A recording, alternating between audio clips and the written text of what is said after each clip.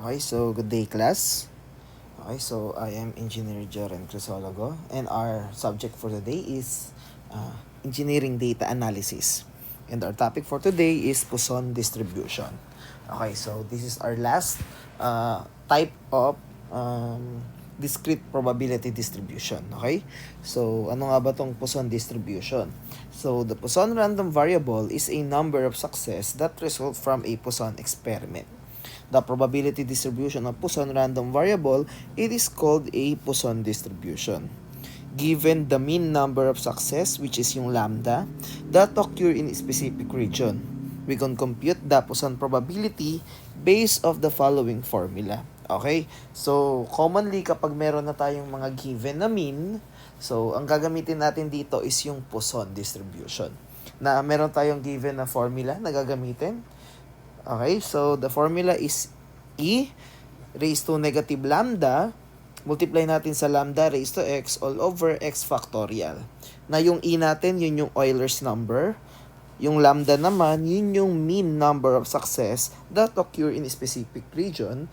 And yung x natin, yung actual number of success that occur in a specific region. Okay? So, try natin mag-solve ng mga problems, no? Ha? Okay, start tayo sa first problem. Okay, so dito tayo sa first example. So, a supermarket manager knows that an average of 4 person will pass through the checkout line during the 10-minute period. Okay, what is the probability of no customer in 10-minute period? Okay, so anong ibig sabihin yan? Sabi ng supermarket manager, alam niya na meron daw na average na 4 na tao ang nagpapasa checkout line every 10 minutes, no? So, kumbaga yun yung average. So, ngayon, ano daw yung probability na walang customer na dumaan in a 10-minute period?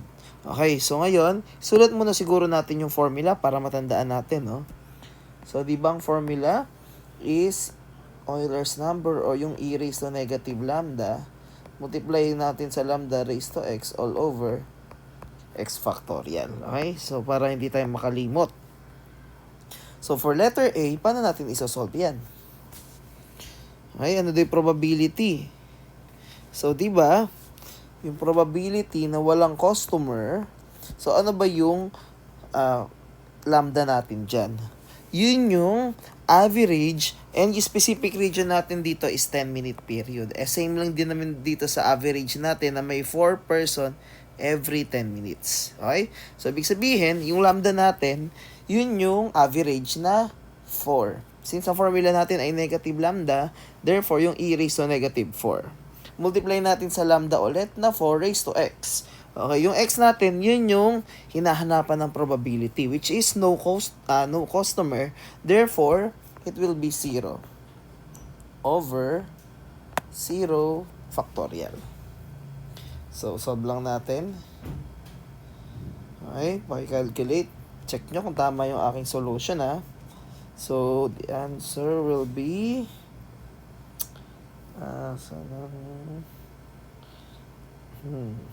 wait lang, ha.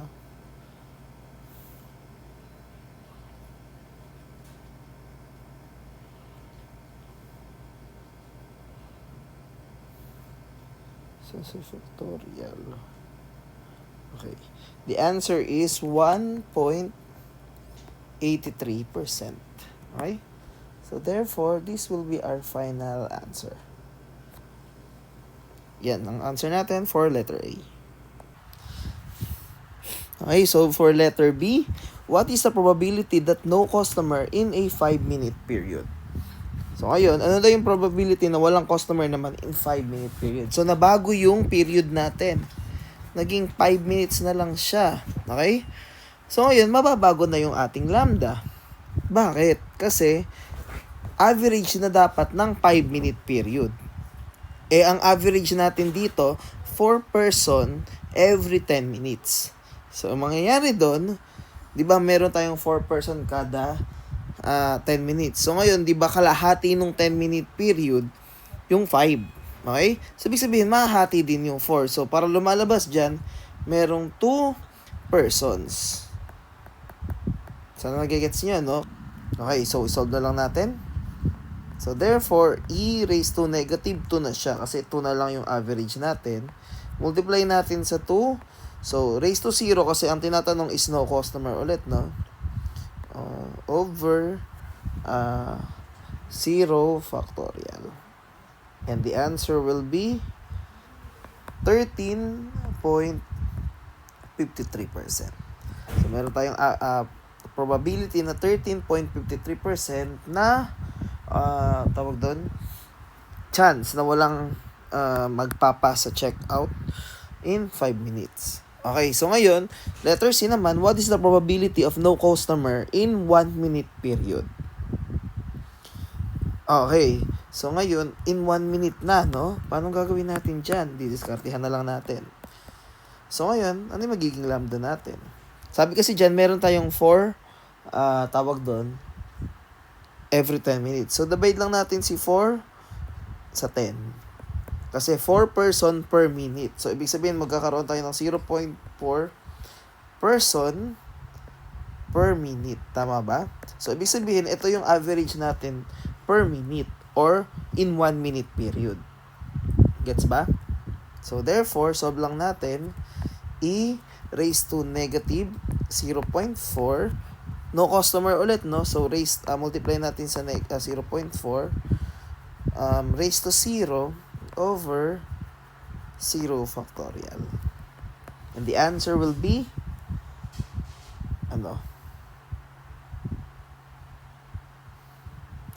it's 67.03%.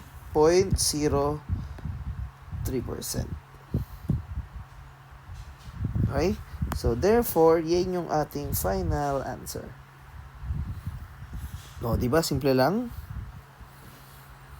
Okay, so dito tayo sa number 2. Simplihan na lang din natin ulit. For number 2, if 4% of the population is colorblind, what is the probability that the group of 30 people, at least one, will be colorblind? Okay, sabi dyan, 4% daw ng population daw ay colorblind. Ano daw yung probability na a group of 30 person, at least one will be colorblind? Okay, so ibig sabihin pwedeng isa or more. Okay, so paano natin isa-solve yun? Isa-solve natin yung 1, 2, 3, 4, 5, and so on. Okay? So ngayon, para mas mapadali tayo mag-solve, kung complementary event na lang tayo. I-solve na lang natin yung restriction or yung hindi pwede mangyari, which is ano ba yun? Yung walang colorblind. Kasi sabi dyan at least one, so pwedeng isa or more. So ibig sabihin yung ayaw nating mangyari is yung maka-zero. So to solve for our probability, equal lang yan sa 100% minus yung probability na walang colorblind. Okay? So, paano? Ngayon, kunin muna natin yung average. Sabi dyan, in a group of 30 people, may 4% na tawag doon na colorblind. So, 30 times 0.04 or 4% equal to saan? 1.2. Okay? So, therefore, ito na yung magiging average natin. So, isolve natin yung probability na wala. Kasi yun yung hinahanap natin. No? So, e raised to negative 1.2, multiply natin sa 1.2 raised to 0 over 0 factorial. Okay? Therefore, the answer will be, solve natin. So, e raised to negative 1.2 so it's 30.12%. Okay, pero hindi yun yung final answer kasi yun yung restriction. So, therefore, 100%, i-minus natin yung ayaw natin mangyari na 30.12% equal to sa 69.88%.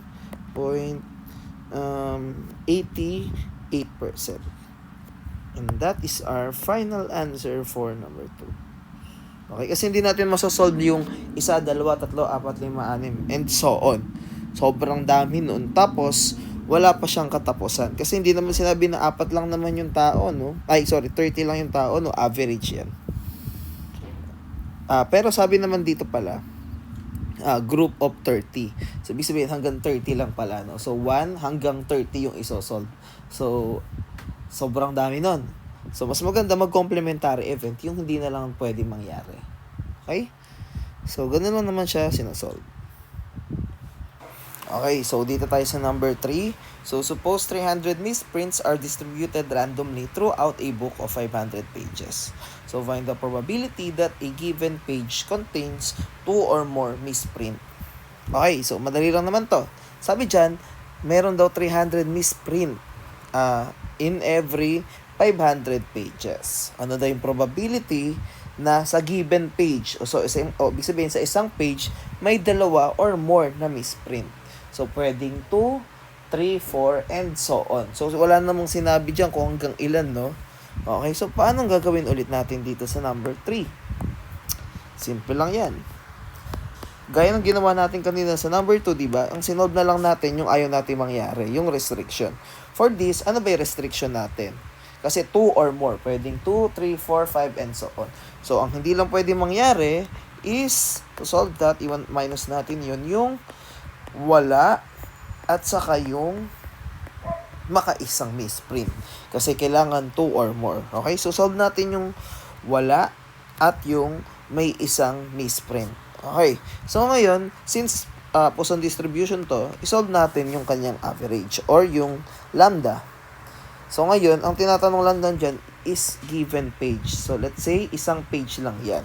Sabi dito, meron tayong 300 misprint kada 500 page. So, obviously, 300 divided by 500, meron tayong ilan? Tama bang 0.6? So, 0.6 na misprint. Tama ba? Kasi 3 divided by 5. Okay, tama. So, yan. So, average natin is 0.6 kada page. So, solve natin yung 0 o yung walang misprint. So, paano? So, e raised to negative 0.6 times 0.6 raised to 0 over 0 factorial na equal to saan? So, e raised to negative 0.6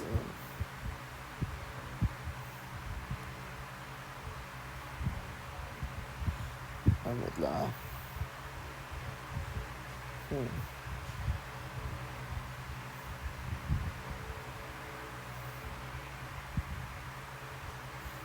Therefore, the answer is 54.88%. O ngayon, doon naman tayo sa 1. So, pag may isang misprint is negative, e raised to negative 0.6 times 0.6 raised to 1 over 1 factorial. Kasi may isang misprint naman daw. So, therefore, answer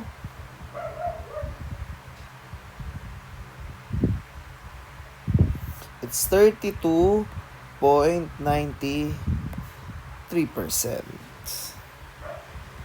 Okay, so tama ba?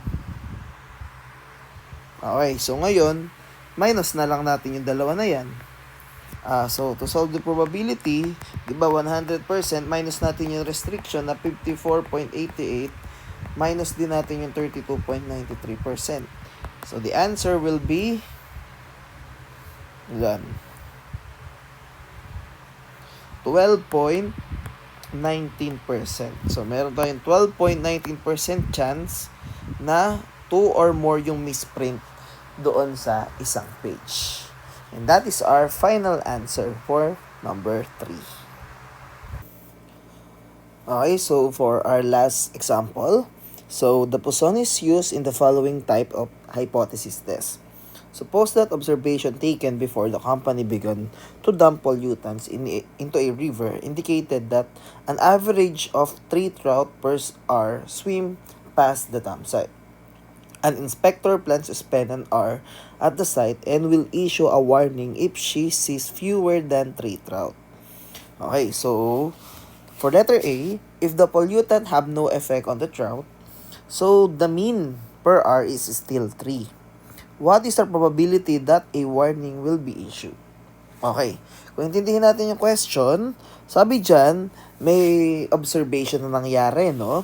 And ang sabi dyan, ini-indicate daw na may average na 3 trout per hour.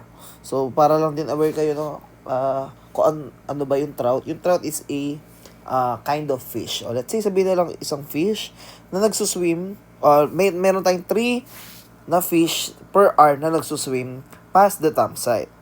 So, sabi dyan, si inspector daw ay nag-spend 1 hour at the site at mag-i-issue daw siya ng warning pag nakakita siya ng fewer than 3 trout or less than 3 na isda, ano. So, sabi dyan, if the pollutants have no effect on the trout. So, ibig sabihin, 3 pa rin ng, yung mean daw natin is 3 pa din. Ano yung probability daw na magkaroon daw ng warning? Okay, ang sabi dyan, magkaka-warning siya kapag nakita siya ng less than or fewer than 3. Okay, so, ganun lang siya kasimple. Mukha lang siya nakakalito. Pero for letter A, ang hanapin lang na natin dyan is yung probability daw na less than 3. So, add lang natin yung probability na wala siyang makitang trout. May isa at may 2. Okay, hindi ko sinama yung 3 kasi magkaka-warning yan kapag less than 3. So, kapag 3, sabihin walang warning. Nakuha? So, solve natin. So, for letter A, ang lambda natin is 3. Kasi yun yung average natin, di ba? Meron tayong average na 3 trout per hour. Okay. So, e raised to negative 3, multiply natin sa 3 raised to 0 over 0 factorial. Solve lang. Ano yan? Ito lang, solve natin. Answer is 4.98%. Yung probability naman na may isa. So, e raised to 3, multiply natin sa 3 raised to 1 over 1 factorial. So, answer, it's 14.94%. And yung probability naman na may dalawa naman. E raised to negative 3 times 3 raised to 2 over 2 factorial. And the answer will be 22.40%. And therefore, yung total probability natin is pag-add lang natin lahat yan, 4.98 plus 14.94 plus 22.40, the answer is 42.32%. And that is our final answer for letter A. So, medyo malaki yung chance na magkaroon ng warning. O, for letter B, if the pollutants kill the half of the trout, ano daw yung probability na magkaroon pa din ng warning? Okay, so let's say, na-kill na daw yung, tawag doon, kalahati. So, ano mangyayari doon? Ibig sabihin, mababago na yung lambda natin or yung average. Tama ba? Since nabawasan ng kalahati yung trout natin, therefore, yung average natin na 3, mangangalahati din. Tama ba? So, therefore, meron na lang tayong 1.5. Okay, so, magkakaroon pa rin ng warning. Therefore, to solve for probability, fewer than 3 pa din. So, 0, 1, at saka 2. Okay? So, mababago lang dito na instead na 3 yan, magiging negative 1.5 multiply sa 1.5 raised to 0 over 0 factorial. Nakuha ba? Sana nagigets nyo, no? So, e raised to negative 1.5 multiply natin sa 1.5 raised to 0 times 0 factorial over 0 factorial is equal to 22.31%. So, lumaki yan kasi nga, tawag doon, kumonti yung isda. So, mas malaki yung chance na walang mag-pass, no? Pag isa naman, so, i-raise lang natin siya sa 1 over 1 factorial. So, the answer is 33.4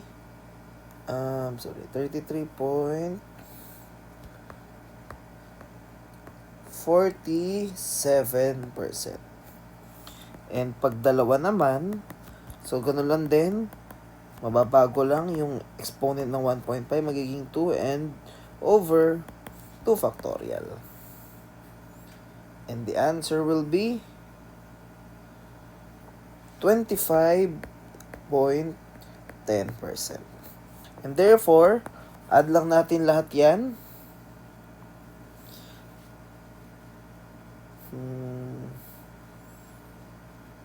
The answer will be 80.88%.